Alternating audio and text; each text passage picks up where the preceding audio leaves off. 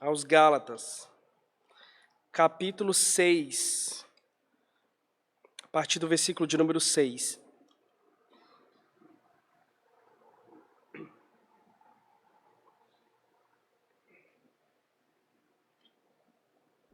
Gálatas, capítulo 6, a partir do versículo 6.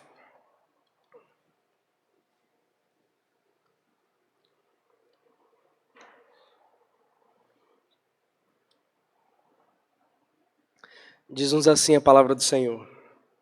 Mas aquele que está sendo instruído na palavra, faça participante de todas as coisas boas aquele que o instrui. Não vos enganeis, de Deus não se zomba, pois aquilo que o homem semear, isso também ceifará. Porque o que semeia para a sua própria carne, da carne colherá corrupção, mas o que semeia para o Espírito, do Espírito colherá vida eterna. E não nos cansemos de fazer o bem, porque a seu tempo ceifaremos, se não desfalecermos. Por isso, enquanto tivermos oportunidade, façamos o bem a todos, mas principalmente aos da família da fé. Amém? Até aí. Vamos ter mais uma palavra de oração? Senhor Deus Todo-Poderoso, nas tuas mãos nós nos entregamos agora, desejosos de que o Senhor fale conosco agora. Que o Senhor derrame o teu Espírito sobre nós. Que o Senhor fale conosco agora, porque o nosso coração, Pai, anseia ouvir a tua voz. Por isso, meu Deus, dá-nos a graça de nos concentrarmos inteiramente em ti.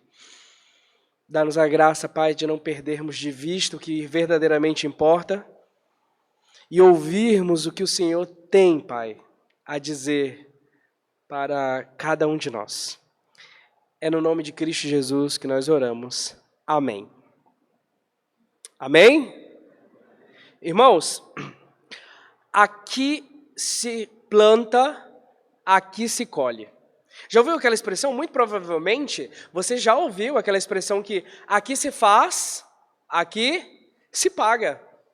Existe uma lei meio que universal no mundo criado por Deus, que o que a gente faz sempre tem uma consequência. E eu queria que você gravasse isso muito claro, de maneira muito clara na sua mente. Aqui se planta, aqui se colhe. Com base nesse texto aqui de Gálatas, capítulo 6. A gente costuma viver a nossa vida e às vezes a gente não reflete muito a respeito das nossas escolhas, das nossas decisões, das nossas preferências. E às vezes a gente não presta muito atenção que uma decisão tomada é um rumo que a gente assume. Cada direção que nós nos guiamos tem os seus riscos.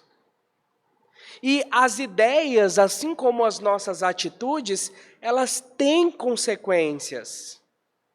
E nós prestamos, ou pelo menos deveríamos prestar muita atenção a respeito de onde nós estamos investindo aquilo que nós temos de mais valioso, de mais importante, que é o nosso tempo, a nossa vida, as nossas energias, as nossas habilidades, os nossos dons. O melhor que nós temos a oferecer a Deus deve ser dedicado a Ele num dia ou num tempo chamado agora. E nós não podemos, meus irmãos, viver a vida como se ela não tivesse consequências. A gente não pode esperar um amanhã melhor se nós não fazemos decisões certas agora. Nós não devemos esperar coisas boas na nossa igreja se a gente não está cultivando coisas boas agora. A gente não pode esperar a nossa família melhorar se nós não cultivarmos nada nela agora. A nossa espiritualidade não vai dar em árvores. A nossa vida de oração não vai brotar do chão. Mas nós precisamos, meus irmãos, aprender a cultivarmos as coisas na presença de Deus, a cultivar. Essa é uma palavrinha-chave. A gente vive numa época tão materialista, que gosta das coisas de forma tão imediata, né? A gente é a geração iFood, Delivery Much. Se você não quiser cozinhar, tudo bem, você pode pedir, vai entregar na porta da sua casa. Preguicinha, sexta-feira à noite, você pede uma pizza. São as facilidades da modernidade. Só que a grande questão é que a gente levou isso para o espiritual também. E a gente acha que é assim, que a nossa fé vai aumentar de uma hora para outra. Que a nossa esperança em Deus será fortalecida de uma hora para outra. Que o nosso amor a Cristo, a nossa confiança, a devoção e o tanto que a gente se entrega e a bem-aventurança espiritual de caminhar com Deus será formada, fortalecida, aperfeiçoada de uma hora para outra. A verdade é, meus irmãos, que a espiritualidade, a caminhada com Deus, ela é igual ao dinheiro. É muito difícil de juntar e fácil de perder. Dá um trabalho, não dá? Não é difícil? Todo mundo sabe. E na fé também é assim, todo mundo sabe que tem que guardar dinheiro. Todo mundo sabe que você não pode gastar tudo que você ganha e nem mais do que você ganha. Todo mundo sabe. Mas fazer completamente diferente. A gente sabe que a gente tem que ler Bíblia. A gente já ouviu esse sermão. A gente sabe que tem que orar. A gente já ouviu esse sermão. A gente sabe que tem que vir para a igreja. A gente já ouviu esse mesmo sermão. A gente sabe que nós precisamos buscar o reino dos céus e a sua justiça, porque nós já também ouvimos esse sermão. Só que, meus irmãos, falta-nos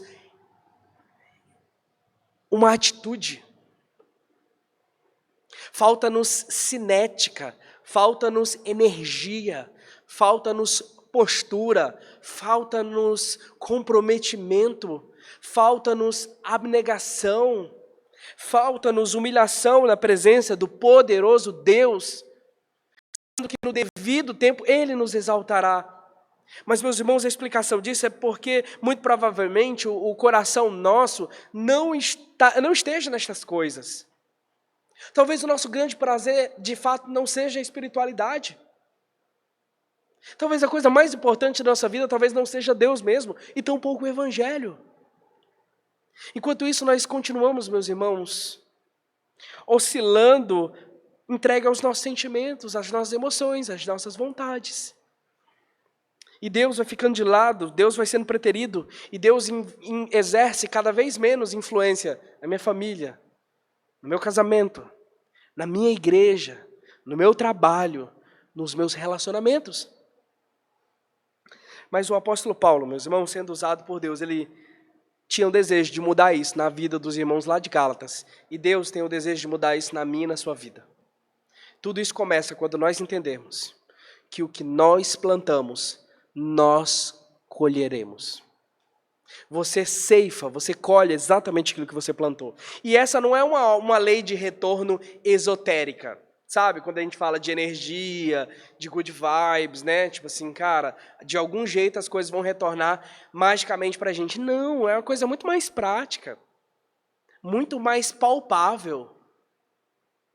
São coisas que você vai cultivando aos poucos, que você não sabe quando que vai receber de volta. Olha só, versículo 6. Mas aquele que está sendo instruído na palavra, faça participante a todas as coisas boas, aquele que os instrui. A primeira coisa que o apóstolo Paulo fala aqui é sobre ter cuidado, ter uma atitude de cuidado e preocupação cuidadosa com pessoas que investiram o tempo na nossa vida. Essa palavra aí, aquele que está sendo instruído, é um conjuntinho, um terminho grego, que é hoi katechúmenos. Se você é presbiteriano, já tem algum tempo na igreja, você provavelmente já ouviu a expressão catecúmenos. O catecúmenos é aquela pessoa que está sendo preparada para professar publicamente a sua fé e se tornar membro da igreja. E o catecúmenos é aquela pessoa que está sendo instruída oralmente, que está recebendo a verdade de Deus, que está sendo treinada, que está sendo preparada e discipulada para viver uma vida para a glória de Deus. Uma vida em santa obediência ao Evangelho, uma vida de arrependimento, uma vida de fé e amor e esperança completamente depositados aos pés do Senhor. Esse é o catecúmenos. Esse é o discipulado, a pessoa que está sendo instruída. E o que Paulo está falando aqui? Ele diz que aquelas pessoas que estão sendo instruídas, ou seja, aquele que está sendo instruído na palavra de Deus, faça participante de todas as coisas boas aquele que o instrui. Ele está falando o seguinte, conforme Deus abençoa a sua vida, você tem que abençoar também a vida de pessoas que investem tempo em você. E aqui são algumas figuras que podem ser destacadas. Pode ser o presbítero, o diácono, o pastor, o missionário ou qualquer outra pessoa que gaste tempo da vida dela servindo a sua vida. Diz respeito à liderança da igreja, diz respeito às pessoas que Deus tem levantado para instruir a sua vida, para aconselhar a sua vida, para pregar a palavra de Deus para você. Todas as figuras, no caso deles, poderia ser o apóstolo Paulo mesmo, Pedro, os demais apóstolos, os demais missionários, os presbíteros, aquelas pessoas que estavam investindo o seu tempo e a vida sobre aqueles irmãos. Quando a gente pensa nisso, e quando você ouve eu falando isso, a gente pode cair naquela suspeita de pensar que o pastor está advogando em causa própria, né? Dizendo, vocês precisam honrar minha vida, porque eu sirvo a vida de vocês. Só que, na verdade, esse tipo de mensagem, meus queridos, beneficia a todos nós. Porque quando eu digo que vocês precisam abençoar a vida de pessoas que abençoam a vida de vocês, eu não estou falando apenas da minha, eu estou falando de qualquer pessoa. Quando eu digo que a palavra de Deus está nos instruindo aqui a sermos bênção na vida daqueles que nos servem, eu não falo da minha vida só. Eu falo principalmente da vida do pastor Wilson, principalmente da vida daquele amigo seu, daquele irmão que cuidou de você, que abençoou a sua vida. Eu falo isso para que você tenha em mente o seu pastor amanhã, porque eu não sei se eu vou estar aqui. Eu posso morrer, meu irmão, daqui meia hora, eu posso não chegar em casa. Mas é para a gente ter um cuidado daquelas pessoas que se afadigam no ministério da palavra para servirem com fidelidade as nossas vidas, para serem bênção nelas. Então, essa é a primeira coisa que o apóstolo fala aqui, sobre onde a gente deve plantar as coisas. É claro que ele não está falando de uma negociata, e isso vai ficar claro à medida em que o texto vai progredindo. Por exemplo, olha o versículo 7. Olha lá. Não vos enganeis, de Deus não se zomba, pois aquilo que o homem semear, isto também se fará. Vamos ler bem forte, todo mundo? Bonito? Não vos enganeis, de Deus não se zomba, pois aquilo que o homem semear, isso também se fará. Aqui ele deixa claro. Presta atenção. Não, olha só, sabe o que ele está dizendo aqui? Não prestar atenção nisso é viver uma vida de engano, meus queridos. Às vezes a gente acha que a gente está só vivendo, mas muito provavelmente nós estamos nos enganando. Sabe como é frustrante descobrir que você está vivendo uma mentira? Por exemplo, eu acompanhei lá em Guajará-Mirim uma família de irmãos, há muito tempo isso aconteceu. Eles estavam fazendo a faculdade, né? A irmã estava fazendo a faculdade numa cidade vizinha chamada Nova Mamoré. Agora imagina aquela irmã no final da faculdade descobrir que aquele curso, aquela faculdade eram falsas. Investiu anos da vida, tempo, dinheiro, para descobrir que está sendo enganado. Gente, quantas pessoas já fizeram depósito? Hoje isso acontece no WhatsApp, né? Mas antes era no SMS. Quem nunca recebeu, nunca viu um SMS, né? Fala assim, olha, você foi sorteado pela Gazin, lá de Guarulhos. Uma premiação em parceria com o Banco do Brasil, a Caixa Econômica e o PCC. Se você depositar 5 mil reais, você ganha 40 mil. Vocês nunca viram isso? Eu conheço pessoas que já depositaram os benditos 5 mil lá, achando que ia receber 40. Agora imagina a sensação amarga de descobrir que está sendo enganado. Isso vale para qualquer coisa na vida. Meus irmãos, às vezes nós provocamos o próprio engano no nosso coração. A gente acha que está tudo bem. A gente acha que a nossa vida está tudo bem com ela. A gente acha que pode viver do jeito que a gente quer, fazer o que a gente quer, na hora que a gente quiser. Só que, na verdade, nós estávamos nos enganando. Irmãos, às vezes a cultura popular ao nosso redor percebeu isso na nossa frente. Tem uma música de uma banda, né, do Engenheiros do Havaí, que fala assim: pensei que era liberdade, mas na verdade eram as grades da prisão. Às vezes a liberdade toda da vida que a gente acha que tem é o que nos escraviza e nos aprisiona. E, meus irmãos, todas as vezes que nós vivemos levianamente, todas as vezes que nós vivemos do jeito que a gente quer e acha que é certo, nós estamos zombando de Deus. Olha o que o texto diz: não vos enganeis, de Deus não se zomba. Pois aquilo que o homem semear, isso também ceifará. Irmãos, as coisas não acontecem de uma hora para outra, são sempre no médio e no longo prazo. Se a gente perguntar assim, Paulo, mas qual que é o porquê disso? Como é que você explica para mim esse negócio? Como é que é esse trem aí de semear as coisas? Aí Paulo dá um passinho a mais para frente, no versículo 8.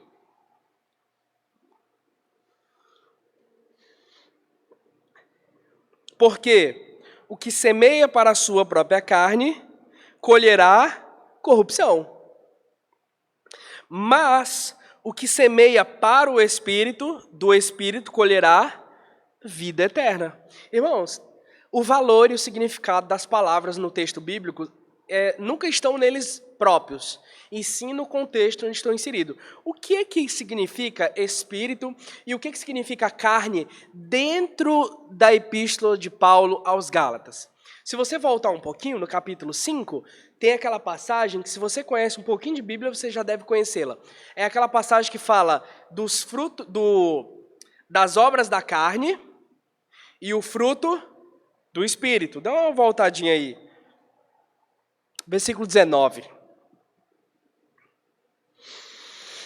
Versículo 19 do capítulo 5. Ora, as obras da carne são conhecidas e são prostituição, impureza, lascívia. Essas três primeiras aí são de ordem sexuais.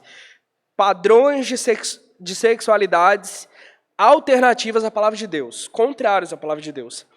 Idolatria, feitiçaria, inimizades, porfias, ciúmes, iras, discórdias, dissensões, facções, invejas, bebedices, glutonarias e coisas semelhantes a estas, a respeito das quais eu vos declaro, como já outrora vos preveni, que não herdarão o reino de Deus os que tais coisas praticam. Mas o fruto do Espírito é amor, alegria, paz, longanimidade, benignidade, bondade, fidelidade, mansidão, domínio próprio. Contra estas coisas não há lei. E os que são de Cristo crucificaram a carne com as suas paixões e concupiscências.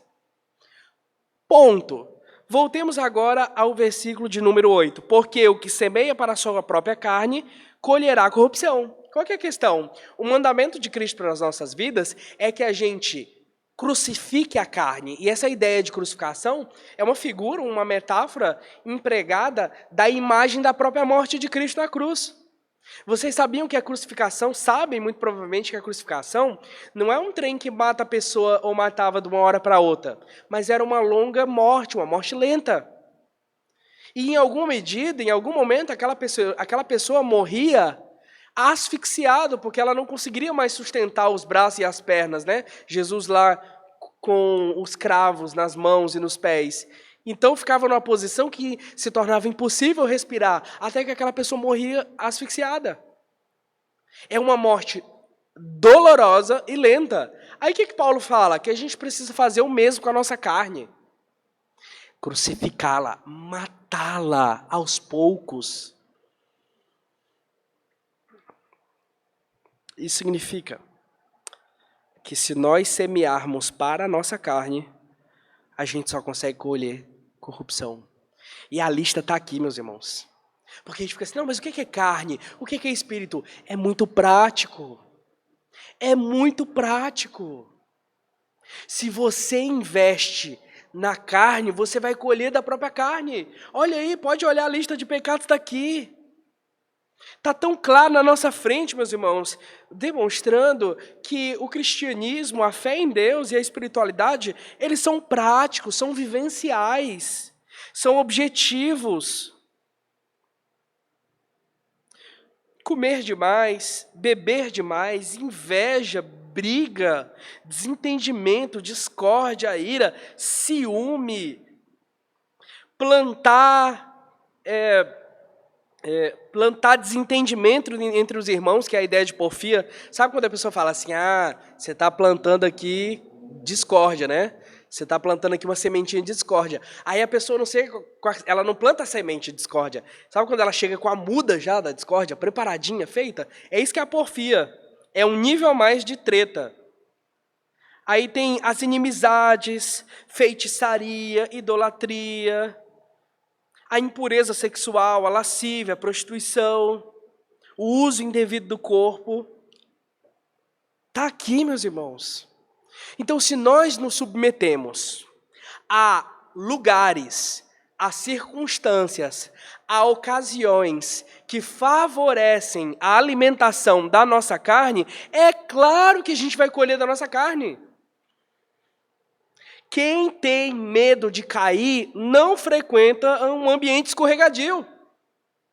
Não se coloca numa situação propícia para cair. Mas desvia. Não brinca com o perigo e é isso aqui, meus queridos. Nós não vamos amadurecer, não haverá crescimento espiritual enquanto nós não entendermos que nós precisamos saber exatamente onde investir.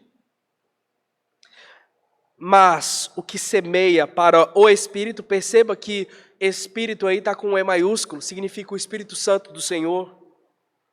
O que semeia para o Espírito, do Espírito colherá que vida? O que está escrito no texto? Olhe no texto, meus irmãos. O foco é a palavra de Deus. Mas o que semeia para o Espírito, do Espírito colherá a vida eterna. Significa que as bênçãos da salvação, a alegria da salvação, o contentamento que nós temos em Deus, as glórias que nós experimentamos em Deus, elas não serão depositadas todas de uma só vez na nossa vida, só no dia que a gente morrer, ou que a gente for para um novo céu, nova terra, ou quando Jesus vir julgar e nós sermos glorificados no novo corpo. Não vai ser só lá.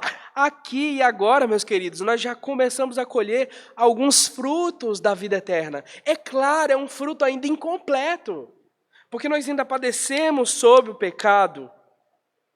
As coisas ainda não foram completamente manifestadas, mas nós já experimentamos. Nós já vivemos.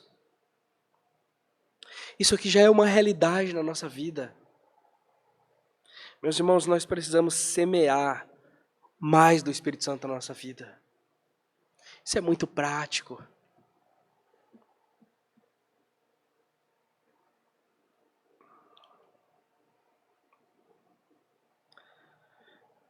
É através de pensamentos santos, através de coisas boas, meus queridos. Nós nunca, meus queridos, experimentaremos verdadeira santidade na nossa vida se isso não estiver claro diante de nós, se isso não ficar evidenciado, começa no que nós estamos plantando, meus queridos. No que nós estamos plantando. É a ideia de cultivar. Nós precisamos parar para pensar mais na nossa vida. Existe uma expressão cunhada por um teólogo, filósofo holandês chamado Royal Kuiper, que publicou um livro chamado Capital Moral. E a ideia, meus irmãos, de que a moralidade, a visão pública que as pessoas têm de nós, ou o que sustenta a civilização e a nossa vida, é o nosso capital moral. É a nossa capacidade de viver em coerência, é a gente viver com coerência sólida aquilo que a gente acredita. Toda a nossa confissão de fé no cristianismo precisa ser vivida de forma coerente. Só que essa ideia econômica de capital moral é porque é o seguinte, demora, meus irmãos. Por isso que a metáfora é uma metáfora econômica, de mercado, que é um negócio que dá trabalho para acumular, mas você perde muito rápido. O capital moral da nossa igreja. Essa igreja pode ficar aqui durante anos, meus queridos, testemunhando o evangelho, pregando, sendo fiel, sendo bondosa a Deus. Mas basta um escândalo para a igreja ruir ao meio e ir por água abaixo toda a nossa boa imagem, todo o nosso capital moral. É difícil juntar e é fácil de perder. Por isso que nós precisamos pensar muito bem onde nós estamos investindo. O apóstolo Paulo dá uma sugestão em Filipenses capítulo 4, versículo 8, que fica assim bem mais prático sobre o que nós pensamos. Filipenses 4, 8. Finalmente, irmãos, tudo que é verdadeiro, tudo que é respeitável, tudo que é justo, tudo que é puro, tudo que é amável, tudo que é de boa fama, se alguma virtude há, se algum louvor existe, seja isso o que ocupe o vosso pensamento. O que também aprendeste e recebeste, e ouviste, e vistes em mim, isso praticai, e o Deus da paz será convosco. É isso, meus queridos, que significa investir no Espírito Santo. É pensar coisas corretas, fazer coisas corretas. E versículo 9, agora voltando aqui para Gálatas 6, e não nos cansemos de fazer o bem, porque a seu tempo ceifaremos. Olha só, não cansemos de fazer coisas boas, porque a seu tempo nós vamos colher. Só que aí tem a expressão aqui, a seu tempo. O que é esse tempo? É o tempo de Deus, meus queridos, porque a gente não sabe quando a gente vai colher. A gente não sabe quando chegará a recompensa. Se não desfalecermos. Versículo 10, por isso, enquanto tivermos oportunidade, façamos o bem a todos, mas principalmente aos da família da fé. E aqui ele encerra essa sessão.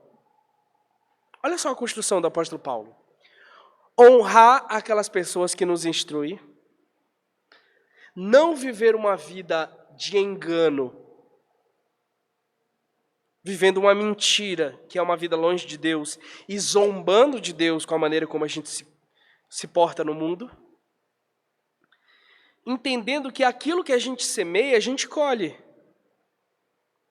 Nós semeamos, a gente planta para a carne, colhe da carne, planta para o Espírito, colhe do Espírito. E ele fala assim, ó, tendo isso em vista, não se cansem de fazer o bem. Nós deveríamos enxergar a verdade da Escritura que diz que nós não devemos pagar o mal com o mal, mas vencer o mal fazendo o bem. E aí ele encerra dizendo, ó, por isso, enquanto tivermos oportunidade, ou seja, todo o tempo, meus queridos, nós temos oportunidade diante de nós. Deus coloca portas na nossa frente. Enquanto a gente tiver oportunidade, façamos o bem a todos. Nós não deveríamos escolher quem nós vamos beneficiar com a nossa bondade. Mas existem prioridades. Mas principalmente os da família da fé. Sabe, lá no Antigo Testamento tem um versículo que diz que sempre haverá pobre. Sempre haverão pessoas passando necessidade sobre a face da terra. E a gente nunca vai conseguir resolver isso. Agora, o máximo de pessoas possível que nós conseguimos ajudar, nós podemos e devemos ajudar. Agora, meus queridos, se nós ajudarmos as pessoas lá fora, e se tiver gente aqui dentro passando necessidade, e a gente não está vendo, a gente não está enxergando, a gente não está percebendo, nós estamos errados. Porque nós devemos fazer o bem a todos, mas principalmente os da família da fé. Sabe aquela acusação dentro de casa? Eu já ouvi milhares. Porque assim, eu não sou casado, né, meus irmãos? Mas eu sei observar a vida de quem é casado. Eu não sou casado, mas eu fui criado por duas pessoas que eram o quê? Adivinha? Casados, meu pai e minha mãe. Observei a vida deles a minha vida todinha. Sabe aquele negócio assim, ó, você só é bom com os de fora. Não, fulano é um doce com o pessoal lá na igreja. Chega aqui em casa é um ignorante. Isso é sintomático, queridos. As pessoas precisam ter o melhor de nós dentro da nossa casa. Dentro das nossas relações mais próximas. É muito ruim quando a gente oferece o melhor para o de fora e só o que sobra do nosso tempo, da nossa paciência, dos nossos dons, dos nossos talentos para dentro de casa. As coisas precisam começar dentro de casa, enriquecer o capital moral da nossa família. Fazendo bem a todos, mas principalmente os da família da fé. Olha só. Deus, como é que Deus mostra para a gente que a igreja é importante? Chama aqueles que possuem a mesma fé de uma família. Então a imagem aqui é de uma família, ou seja, família é um negócio muito importante, muito valioso, deve ser investido. Porque, meus irmãos, aqui se planta, aqui se colhe. E nós não podemos, meus irmãos, sair daqui sem pensarmos e repensarmos o que nós temos plantado, onde nós temos plantado. Começa hoje, meu querido.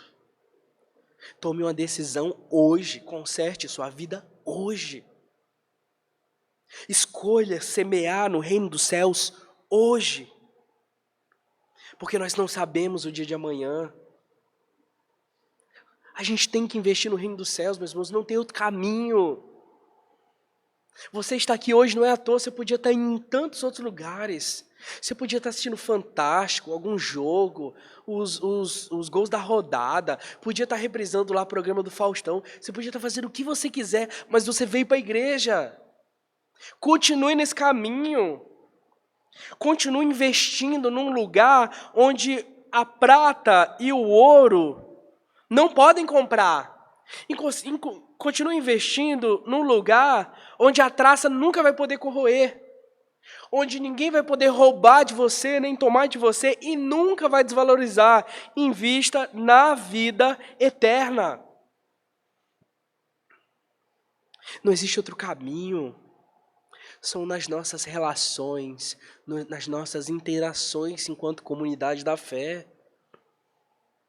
Meus irmãos, é um sintoma a nossa reunião de oração, queridos, que não está vindo ninguém. Vocês sabem que eu não gosto de ficar falando essas coisas no domingo à noite, na frente dos visitantes, né? Lavando. Sabe igual quando você chega na casa de alguém e o casal começa a brigar na sua frente, né? Constrangedor? Eu passo esse tempo todo com os meus amigos, né? Eu sei que isso é chato, mas se eu não falar hoje, eu vou falar que dia, porque vocês estão vindo só no domingo à noite, gente. Então eu vou falar aqui. Aprendam a investir na vida espiritual de vocês, queridos. Investamos enquanto nós temos tempo, porque o retorno ele é espiritual e ele é eterno. A gente colhe daquilo que a gente planta, porque as coisas têm consequências. Meu querido, enquanto há vida, há esperança. E Cristo, meus irmãos, Ele é paciente, Ele é longânimo conosco. E apesar dos nossos erros, apesar dos nossos vacilos, da nossa desobediência, Ele é fiel em cumprir a palavra dEle, mesmo que a gente desobedeça. Então, mesmo que você tenha feito tudo errado até agora, ainda há tempo de se consertar. A graça de Deus, ela nos ergue, ela não nos termina de afundar. A mão de Deus está sobre nós, querido. Agora, se essa mão vai ser uma mão de bênção ou de maldição, depende do que você está plantando. Sabe por quê? Porque aqui se planta, aqui se colhe. Sabe essa corrupção que ele falou aqui? Que a gente colhe da carne? Ela não são apenas problemas na nossa vida, mas é também uma corrupção eterna. Se você acha que pode viver do jeito que você quer, quando morrer acabou, depois da morte, o tormento eterno é muito pior do que os maiores problemas que a gente já enfrentou nessa vida. Assim como a alegria eterna é muito maior do que aquelas alegrias que a gente experimenta aqui na Terra. Sabe por quê, meu querido? Porque aqui se faz, aqui se paga. O que nós plantamos, nós vamos colher. Aqui se planta, aqui se colhe. Amém? Aleluia. Vamos colocar em pé e termos uma palavra de oração?